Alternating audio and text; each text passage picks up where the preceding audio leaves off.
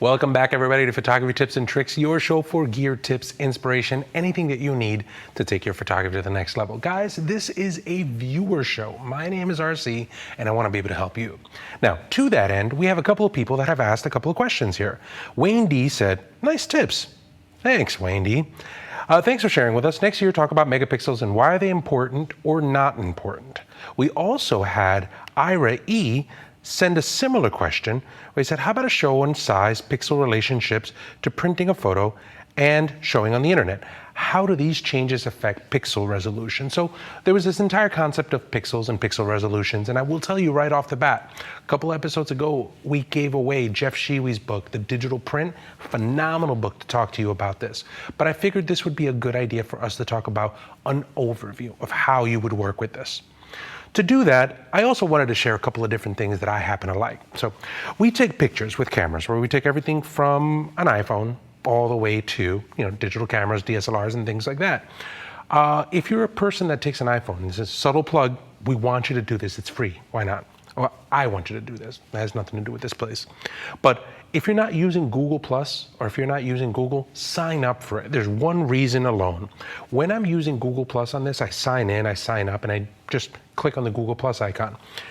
Every now and again, when it does that, it will go out and it will take all of the pictures, if you set it on your phone, and it'll upload it into your Google Plus account. So if this ever goes away or this breaks, you have all of the pictures that you've taken with your camera online available to you everywhere. I tell you that because I wanted to kind of go through some of the pictures that I've taken, right? And show you the resolution. So here we are at my Google Plus profile, and I'm gonna click on this and I'm gonna go to Photos. Now, I'm not gonna scroll too far because it does all of your pictures. You know what I mean? You know what I mean? You know what I mean? I don't know if I'm embarrassing. All of your pictures, but some of the pictures that I have here, so the last couple of days, all right, January 28th, I took 24 pictures, and I took some pictures of making crepes, right? I'm gonna click on this, and there's a picture of my finished crepes. And if you look at my photo details, inside of here, it shows the file name, it shows the size, it shows that it was taken with an iPhone 5. Cool, that's the picture that I want. I'm gonna grab that, I'm gonna put it on my desktop. An iPhone 5 has a specific resolution, right? Probably not the biggest resolution in the world, but it doesn't really matter because what I'm looking for when I'm working with these applications is I'm looking for what my printed size is going to be and what the PPI is going to be. Now, I'm gonna go over here, I'm gonna open up this picture, and now there's my picture of my crepes. Yummy. I just learned how to do it, so I'm seriously excited about it. Under image, if you go to image size, right now you'll see that we have a set of dimensions, right? So there's my dimensions right now, 3264 by 2448, right? So this is showing me this in pixels. However, if I switched it over to inches in Photoshop, right? Switch this to inches. This is showing me that this is going to make a print that is going to be 45 by 34 inches. That looks like it's a really, really big print, right? Out of an iPhone. However, the part that you're gonna have a problem with is this part right here, the resolution. The resolution is set at 72 pixels per inch, and on average, the resolution that you have here is the resolution that you would use for viewing stuff on the web. So there's not a lot of detail that sits here, right? Now, what I'm going to do, and I think is very helpful for you guys to do, is to take this and uncheck resample. By unchecking resample, it kind of gets you into a mood where you can actually start seeing what the true size of this picture is going to be. Now, on average, I will tell you that anything that you probably hanging up on your wall that you're gonna have, probably about 6 feet away or something like that, you're gonna want at around 240 pixels per inch. So keep that in mind. And obviously there's other things like viewing distance and the overall size of the picture itself, but on average, it's going to be 240 pixels per inch. So if I were to take my resolution and I were to change it from 72 to 240, you'll see that that picture now, instead of being 35 pixels or 35 inches, it gets brought down to about 13. the more dots that you have, right, 240 pixels or 240 dots per inch, what we want to do here is we want to condense all of that information into a smaller size. So more dots, tighter dots, looks really, really good. And a lot of the times you'll hear this learned as, LPI or PPI, lines per inch or dots per inch. On average, what you want is you want a high concentration of them in a small space for something that you would see on a wall, let's say on average about 240. So here in this scenario, you can really get away with probably about 13 inches by 10 inches on this one picture, right? So if you're looking for a 13 by 10, great, that'll be pretty good. Now, what I'm gonna do here is I'm gonna grab this because no one really cares about my natural jelly or my cinnamon and sugar. If I were to grab this and I were to bring this down, and I just wanted that, right, the crepes themselves to be a picture, right? If I went to my image size, and under my image size, I'm gonna uncheck resampled, and now let's just move this to 240. I could only print a maximum of a 7 by 5. Now, a lot smaller, right? So the iPhone has a specific resolution that has a specific amount of limitation. I always uncheck resample because with resampling, when you have resampling checked, basically what you're saying is a lot of the times, take those pixels that you have and use an algorithm to be able to make them bigger or smaller. So in this instance, if you clicked on resample and you had it set up, right? So we'll start from the very beginning, right? So we'll say we have now 1901 by 1426, and I switch it to inches. Well, now it's telling me that it's going to do 26 by 19. But if I change that to 240, notice that it still says 26 by 19. So it's saying, don't worry, I'm gonna take that picture, even though the maximum that you can get is 7 by 5, don't worry about that. I'm gonna take you all the way up to 26 by 19 if you leave that resample on and you move it to 240. So it uses a software formula to be able to expand that. And it expands that pixels out and out and out. Depending on how much it does that, you'll start seeing some degradation or some noise. So not necessarily a good thing. For me, when I'm printing, I tend to just uncheck that so that I could see what my true size of that picture is. I know that for me, I'm not gonna probably push this more than a 5 by 7. And I probably wouldn't because it's an iPhone anyway. So that's kind of something that you wanna do here. Let's take a quick break. When we come back, I wanna talk to you about DSLRs and medium format cameras and what those sizes look like, and then how to be able to manipulate that with software to be able to get the print you want. Get the world's best photography, lighting, and Photoshop training at Photoshop World. Here's the top 10 reasons you should attend. It's 3 non-stop days of real-world training where you can get personal attention and unlimited access to the world's top instructors in Photoshop and photography. When you attend, you'll have chances to experience hands-on live shoots and workshops, outrageous after-hours parties and events, and hundreds of classes for all skill levels, along with dozens of opportunities to network with other attendees. In-depth, one-on-one portfolio reviews from industry professionals and see new cutting-edge technology. Plus, you can even earn continuing education and graduate-level credits from attending. This is the must-attend conference for photographers and Photoshop users. Use the promo code to get an extra $50 off. Photoshop World, the world's best Photoshop and photography conference.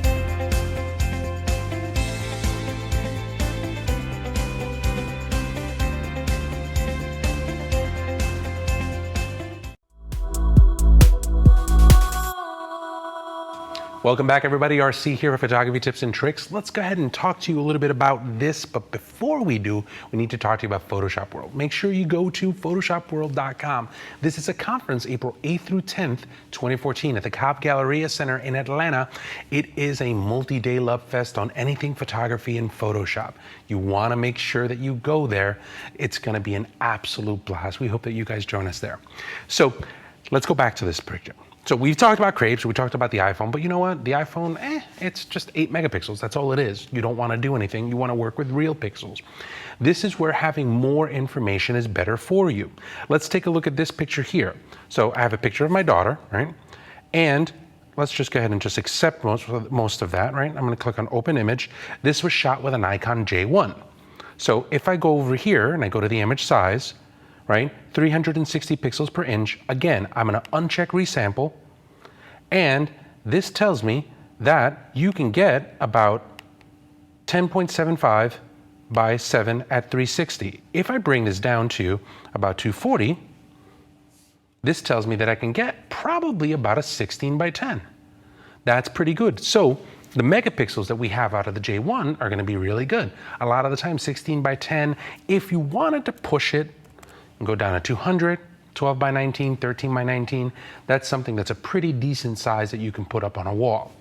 Now, a lot of the times, this is where megapixels matter, right? So if you go into a scenario like this, and let's go back into Bridge, we'll take a look at this picture here, right? So this picture was taken, if I'm not mistaken, with a 5D Mark II. We'll go to the camera data here. Yep, a 5D Mark III. So it's a picture of a zombie, right? So this was an HDR shoot that we did here. So I'm gonna go to image, I'm gonna go to image size, right? I'm gonna uncheck resample, right? I'll go to 200. Let's go to 240. 16 by 24 is what we can get out of this. So already you're starting with a lot of data. So 16 by 24 uncropped right now, that's really good. Imagine if you have to pull it in a little bit, then you get a lot of information. You get a lot more information. Let's pull this even further back. I'm gonna again zoom out here. I'm gonna close this out. I'm gonna come back over to Bridge. Let's take a look at this file. All right, we'll open up this file. This was shot with a Nikon D800. So the Nikon D800, if I go to image, image size, right now, uncheck this, set this to inches, and on average, 13 by 20 at 360. That's super sharp detail. If you brought yourself down to 240 pixels, you could make natively a 30 by 20. That is humongous. 36 megapixels. That's one of the benefits that you have here. Right now, natively, 30 by 20, which means that if you went into this file and you started doing some cropping, you could get a decent 8 by 10 out of this. You could get a decent 13 by 19 out of this. You have a lot more data to be able to do that. All right, we'll show you one last example here. So this picture is of my friend Kenna that we did in Chicago, or in Gary, Indiana, actually, right? So this looks like it has a different perspective, right? A different proportion. If you go look at the image size of this, right? If I were to move this, uncheck it, move it to inches, and go to 240, I can do a 30 by 22. This was shot with a phase 1 P40, so 40 megapixels, medium format. Tons of information here for days. So the more megapixels, what do they give you? Natively, you get a really, really good shot, right? You have, let's say, a 240 pixels, and this is again an estimation. You get a decent sized picture that you can hang up on a wall. If you want to crop, you can get a decent sized picture out of that crop because there's more data to be able to work with. So that's a good thing. And it offers you a lot more flexibility, right? So that you can stand farther away from it or get closer to it for more of that detail. Does that mean that everybody needs to go out and shoot 36 megapixel cameras? No. This is what I would do. If I go inside of here to Bridge, I'm gonna open up, let's just say that I open up my 5D Mark III shot, right? And that's my zombie shot. I do this all day long, right? When I wanna print this, right, this has a specific resolution. I'll go to File, and then under here, under Automate, I use Perfect Resize 8. Perfect Resize 8 lets me take these files, and whenever I'm ready to set it to print, I like using their algorithm, right? Photoshop has a pretty good algorithm, up to about 400% or something like that, they say on average, but this is easier for me. I just think I already have it on my computer. I come over here, and I just go, you know what? On this side right here, document size, what do I want it to be, right? 13 by 8, I want it to be, 24, 16 by 24. What do I want my resolution to be? Computer monitor, billboard, Epson large format, die sub. So here, large format printing, that's 240 PPI. Once I have all of that stuff set, I click apply. It takes care of all of that sizing for me. It uses their algorithms, which are really, really good to be able to do that. And now, once all of that stuff is done, I go to my image size section here. Now, all of that taken care of for me, 240 pixels per inch. At that point, I would just go ahead and I would send that out to print. Be careful though, inside of Lightroom, when you're using the develop module inside of or when you're using the print module inside of Lightroom here, in this one section, the sizes that you're using for this right here, when you're doing this print resolution, a lot of these sizes are all based on it using that algorithm, right? So if you're expanding it and contracting it and you're bringing it up and bringing it down, those checkboxes will impact how you see this. So in this case, if you were to come over here, right, and if I were to show you dimensions, you see this says 5.39 by 4.041, right? If I were to uncheck this, it shows me that it's 5.39 by 4.01 at 1357 ppi. So having this checked, this print resolution checkbox uses resampling to get it to the size that you want. It's fine when it's a P45, 40 megapixels, but if you have a smaller file, for me, in my opinion, I recommend bringing it in to perfect resize, getting the size that you want, then sending it back so that the resampling is done with a program you trust there. So that kind of gives you an overview. More often than not, if you want to save these files for web, the best thing for you to do is just to bring them down to 72. So if I wanted to do this for web, I would go here to image size. I would bring this down to 72 pixels per inch. And on average, I don't post anything more than 1400 pixels on the wide side. That happens to be my set, or on the tall side, like on the longest side, 1400 pixels. If you wanted to do this inside of Lightroom, you can go inside of Lightroom, right click, export, and under the export settings, I would export this file as a JPEG. The JPEG would be a quality, bring the quality down, and I like to use long edge here. I'll set my long edge to 1400, 72 pixels per inch, and that's the file that I export on the web.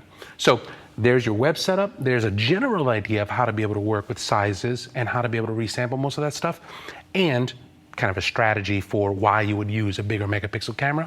Hopefully that helps you guys. Now, this is what I want you to do. I want you to go to peachpit.com/KelbyOne. We have an ebook deal for you. So 40% off the ebook, 100% Kid by Tyler Jones. Just make sure that you go to peachpit.com/KelbyOne, enter in the code KelbyOne, and you'll be good to go. Now, I want you to take a look at a website, which is phenomenal. Go to Google+, right? Since we're already talking about Google+, I want you to go there and I want you to type in something. At the top of Google+, type in Jessica Ambots, B-A-T-S, right? If you don't want to just type in the whole thing, you could always just go to her individual page by going into this URL here. So go to plus.google.com/+Jessica Ambots. That'll bring you to some phenomenal aerial photography. And recently, our friends at SmugMug did this entire video about her. So you want to make sure that you take a look at this. If you want to see the SmugMug video, just go to your Google Plus and type in SmugMug. This will bring you to the SmugMug section. And inside of here, you'll see this video right now, the world premiere of Jessica Ambots' pulse-pounding aerial photography. Believe me, you're going to want to see this. Now, let's get into this. Let's go to the contest. Go to KelbyOne.com/contest. This will bring you to this page. I want you to put in the show, click on the drop-down, select the show, put in your name, put in your email, put in your website, put in episode 51, and then after that, I want you to tell me something, right? Tell me what you want to see, tell me what you don't want to see, tell me what you like. I want to be able to hear from you. If we can serve you guys, we'd be more than happy to do so. One of you guys is going to win Chris Orwig's book, People Pictures, 30 Exercises for Creating Authentic Photographs. So one of you guys will win that, and hopefully we'll be able to solve a whole bunch of questions for you guys here on Photography Tips and Tricks. Take care.